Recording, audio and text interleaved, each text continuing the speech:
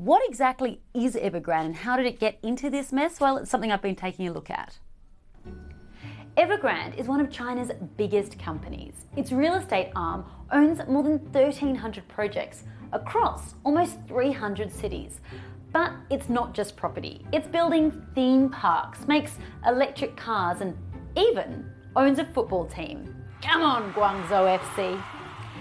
Evergrande has financed all this by borrowing money to the tune of $300 billion. But since last year, when authorities made it harder for real estate companies to borrow money, Evergrande hasn't been able to make the interest payments on this debt.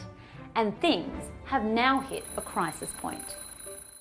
Why do we care if Evergrande fails? Well, the first reason is people.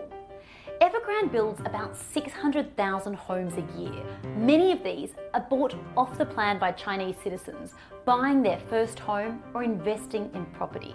They've paid a deposit and stand to lose their life savings if the company goes bust. Then there's all the companies that do business with Evergrande, construction and design firms, building materials suppliers, and so on. The ripple effect is huge. If Evergrande goes under, this could send shockwaves through China's financial system.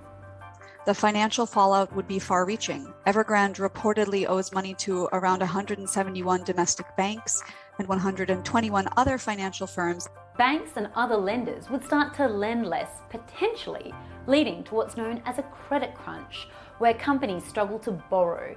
We saw that very vividly during the global financial crisis, when the financial system nearly came to a screeching halt. That would be bad news for China's economic growth, and global investors may then get nervous, wondering which other companies are living on borrowed money and time. This could then have knock-on effects on other emerging markets too, because investors just lose confidence. What happens from here is consequential not only to the Chinese economy, where there are concerns about liquidity pressures and stress in the property and interbank markets, but for the global economy. So, is Evergrande too big to fail? Well, that decision will come down to the Chinese government.